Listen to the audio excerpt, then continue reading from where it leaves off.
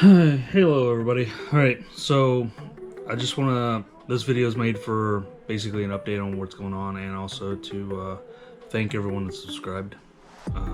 We hit 100 a week or so ago, and basically I've got a lot of stuff going on, so this is kind of to get you guys to update. I'm still doing the powder coating stuff. It's getting me money to pursue other things and kind of help out there. So as new interesting things come in, I do plan on coding them and showing you guys kind of the whole process. Okay. What's going on now is the Miata. So for the Miata, I know a lot of people want to see that project done, and it will get done very soon.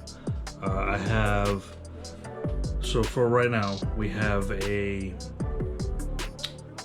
pistons, rods, cams, springs, valve springs, ARP head studs, ARP main studs,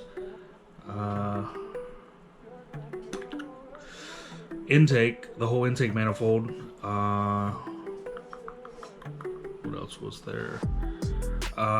Ordering a crank from Ford Racing. Is their performance crank for the T3. It will be ordered tomorrow. Actually, I'm gonna order that tomorrow when I get paid.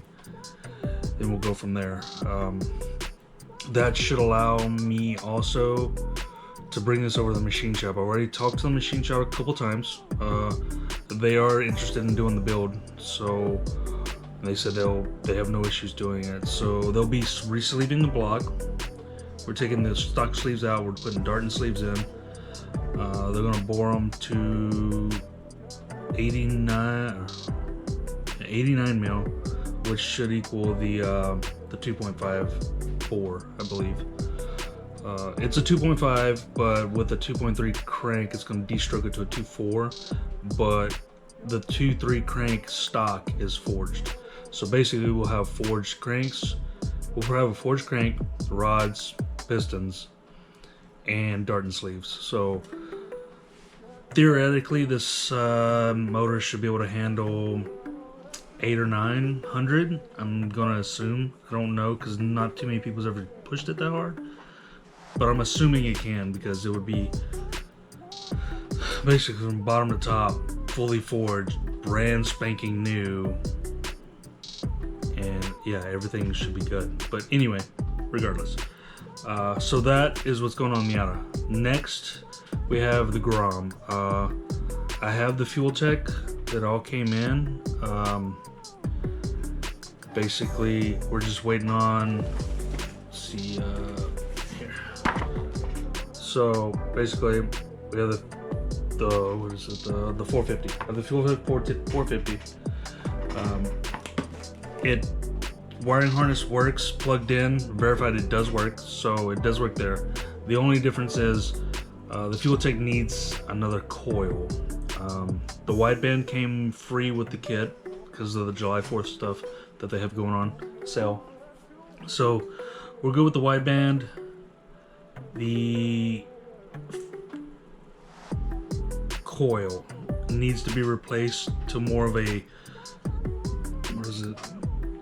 more of a car automotive coil instead of a motorcycle coil, like your standard scooter motorcycle coil. So we're gonna replace that, and then we should be set. It kind of wants to crank right now, but it doesn't want to run.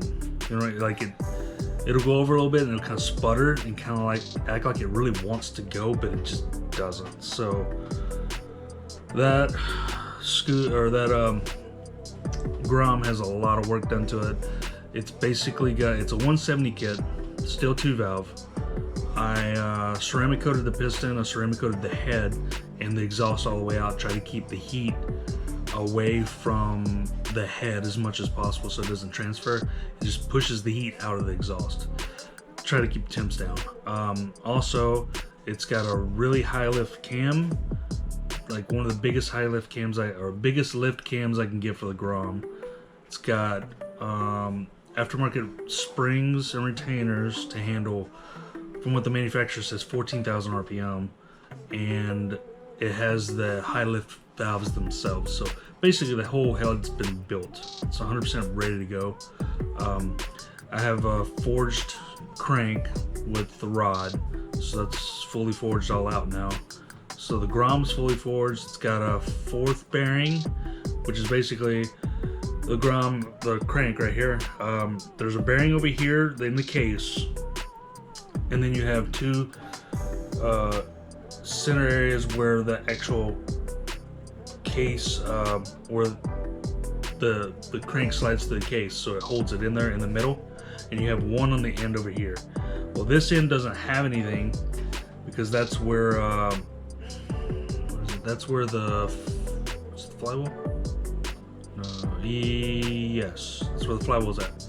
So what they do is they put a bearing over here and change out the bolt on that end, so that the bolt is really long, or the nut is really long. It's got a long shaft on it that fits right inside of the bearing over here. So basically it's flat all the way through. Perfect. We're good there. I've replaced the fourth gear in the Grom. This was all before the whole YouTube channel started. So the fourth gear in the Grom has been replaced to a not as long fourth gear to allow for the acceleration. The RPM drop from third to fourth in the Grom was so tremendous that it actually pulled me out of the power band, since the cam is so high lift and so big that I really need to rev it out to like 10 to 11,000 RPM to really get some power out of it. Plus, you know, everybody knows it's just a lot of fun. Anyway, so the next thing, scooter. Yes. Okay. So for the scooter, I have all the plastics for the scooter, brand new plastics, still in the box. I have the 150 motor outside. So all looks good. We're looking good there. I'm debating doing a 150 or just going straight to like a 250, because the 250s are water cooled. But it gets a little hard to do that. So I'm searching, trying to find one. But if I can't find one for cheap, we're gonna go with a 150. The idea, I already have the fuel injection kit, so basically it uses here's the throttle body. So it uses a PCX 150 throttle body.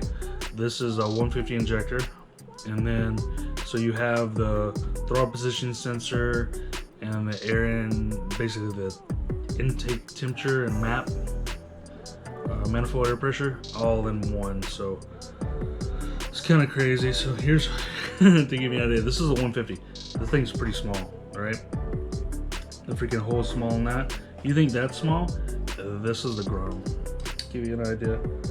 So we have the Grom's way smaller, but again, my Grom has an aftermarket throttle body on it too, which brings it to like a 34 mil instead of like, I don't even remember what this is. It's like in the 20s maybe. It's substantially larger anyway. But so the scooter, it is project still going on. Don't worry, I'm not stopping it. It's just right now I have so much other stuff going on.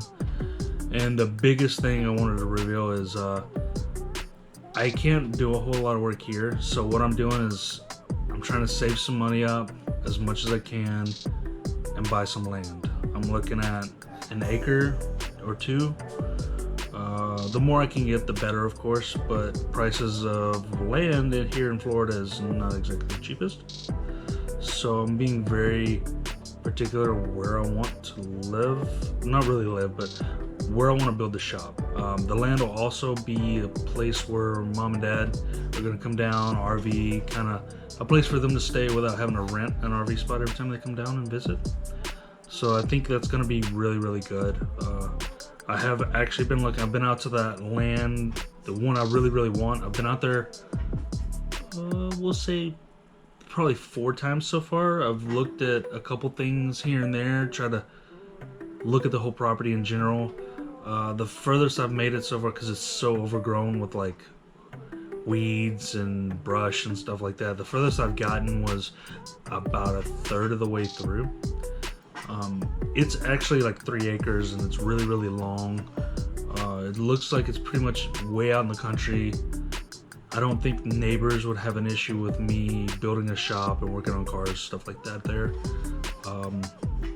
Ultimately, the plan is also going to be like, as you know, all the people around here, we'll say Jordan, even Marcus, so on and so forth, like those guys, if I build a shop, I think my plan would be to like do one to two. I want to work on 1 to 2 lifts myself.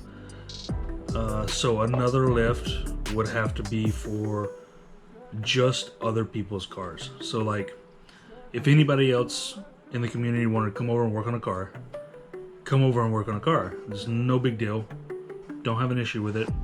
All I say is, when you're done for the night, if you're not coming back the very next morning, first thing in the morning, it needs to be moved off the lift so that someone else can use it whenever they need it. I don't want to let, like, since it's my place, of course, I'll have 2 lifts. One of those lifts will be for an ongoing project that I'm working on at the time. The other lift is going to be for like general maintenance of this here, this there, but one lift will have something on it that can stay there forever. The other lift will not have anything on it unless it's needed. I really don't want to, what is it? I want people to come out there, enjoy it, have fun, all that good stuff, but I don't want people to come out and work on their cars and be like, I can't work on my car because someone else is on the lift. So that's what we're going to work on. So a place where we can all just hang out, way away from all the rest of the stuff going on. It's not too far from PBRR, so we'll do the Miata over there, or if I can get the place quick enough, we can finish the Miata over there. If not, then the Miata will be finished here. Hopefully it's finished here. I don't know what's going on yet. But I think that would be fun for having like Jordan or Marcus or even Alex over, work on the cars however they want. Like, for me, I want to buy quality things, so I want to have a little area to do powder coating, kind of sealed off from everything else, because after doing powder coating on the back porch for a while, like everything back there is covered in basically powder. I got some plans to try to mitigate some of that, but if I had it in a shop environment, I would have to really centralize it like in an enclosed area that has a vent outside. So yes, it's gonna be hot because of course ovens and all that stuff is in there. That's nature of the beast. Okay, I just want something that's gonna be where I can coat something and I don't have to worry about getting that over everything else in the shop. Is what I'm getting at. So but that's to come later. I'm really focusing on it because I really want that. It's one of my goals over the next year or so. If the land's still available. If the land's not, then we might have some issues, but just finding another place. But I don't want to rent, I want to own. So I'm looking at this for the next 10-20 years, right? I'm looking at, I want to own a piece of property that will allow me to do whatever the hell I want on that piece of property, and other people can come over there and have fun and enjoy themselves on this piece of property. So it's one of those, like, I want to do fabricate. I want to do a lot more fabrication, actually learn it and get into it. So that's what's going on right now. Also, on a second note, or on a side note, I guess, I have a Jeep that I got to do a couple of little repairs to. Nothing really major, just small stuff. And then that's going to get sold, and I'm going to pick up a truck of some sort, because right now the only thing that's stopping me, that's holding me up from the Miata build, is me getting a motor. Right now I can't get the motor in the Jeep because it needs to be repaired. Definitely can't pick a motor in a Fiat or even the Miata, because the Miata kind of runs. So I can't. I seriously can't. So now my plan: get rid of the Jeep, sell it, make some money, and then move on with I don't know what exactly yet. I was looking at Rangers. But every time I look, like, the Jeep is a 4-door. I would like to have another 4-door to replace that. So if I do have friends come down, I don't have an issue having a vehicle that they can use, and or a vehicle we can all just ride around in. Like, if we want to go to the Keys, like, I can literally hold 4 people right now with the Jeep. So my plan would be sell it, get something like a an F-150 that's 4-door, Tacoma 4-door.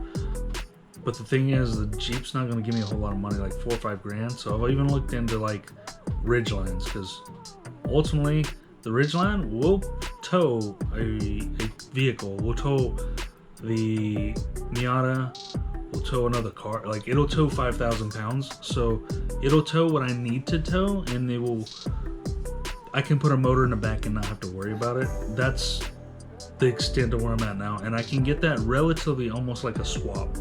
Like, I would sell the Jeep, put like a grand or two with that, and then go buy the Ridgeline. So there's things going on, lots of things going on. I also got a raise at work, which is not making all of this any easier. A lot more work at work, a lot more work to do at work. So, but it's all in all, it's good. I really think we're gonna go pretty far over this next year, because a lot of people are wanting to see what that Miata will do. The plan is 400 this year. There's a big Miata gathering in October. It's supposed to be huge for Florida. I'm going to have the Miata done 100% by then. I was hoping to have the Miata done by the end of this month, but that's for Cars and Coffee. We're not gonna make that. Definitely not going to make that one. So, plans has changed.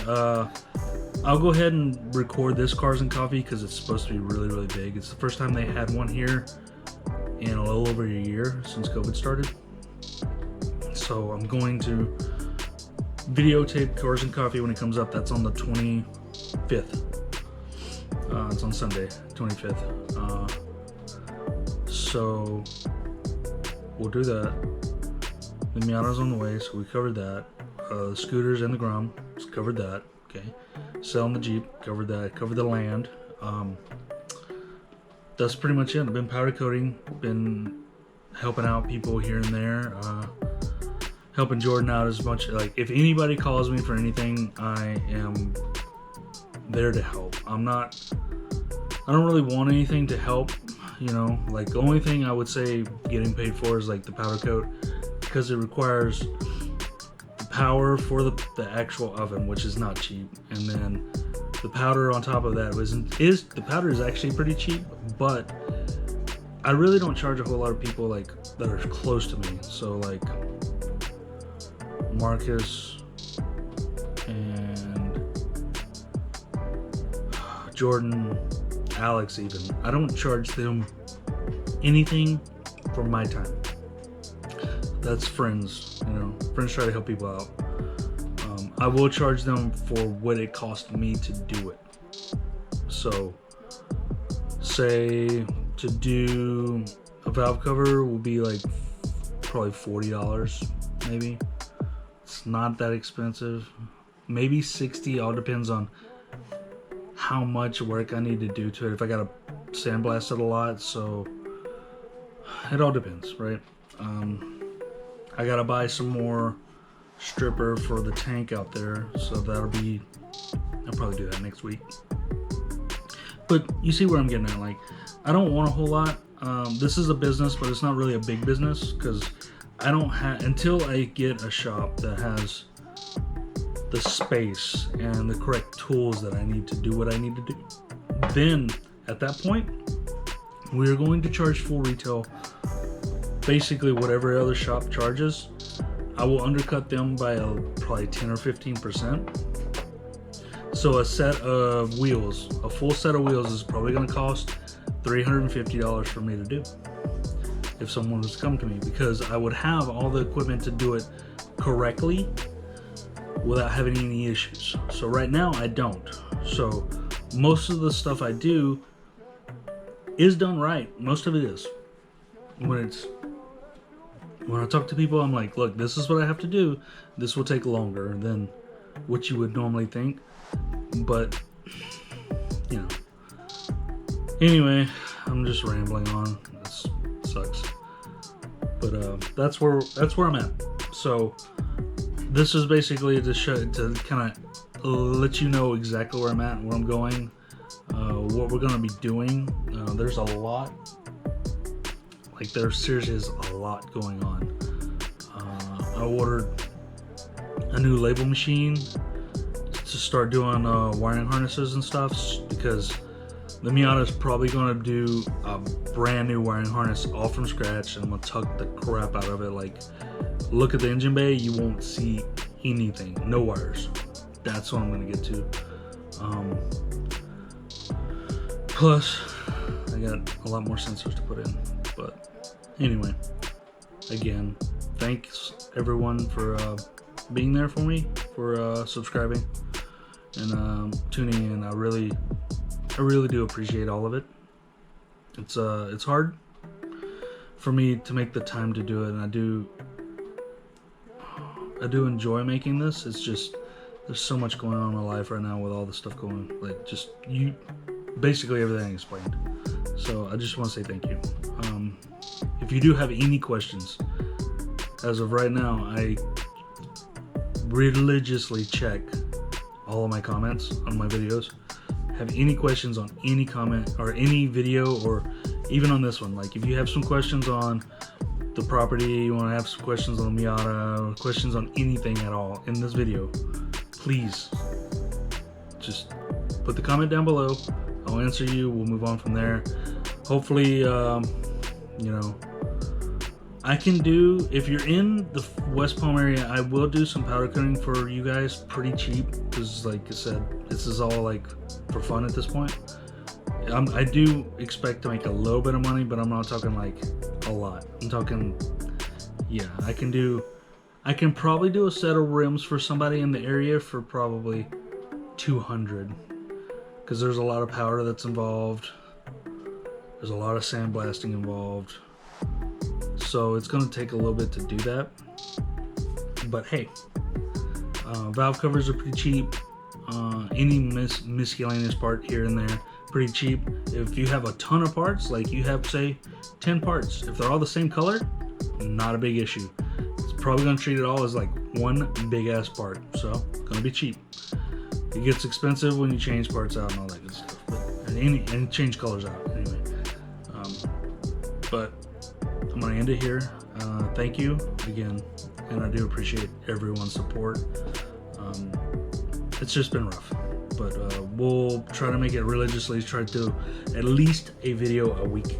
Hopefully on the weekend. That's what I'm going to try to do. Try to get all that going. Next thing to do is I'm going to detail the, you'll see. Anyway, next video. All right, we'll talk to you then.